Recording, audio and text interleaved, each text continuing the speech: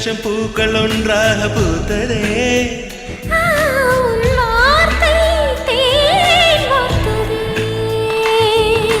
மௌனம் பேசியதே, குளிர் தென்றல் வீசியதே.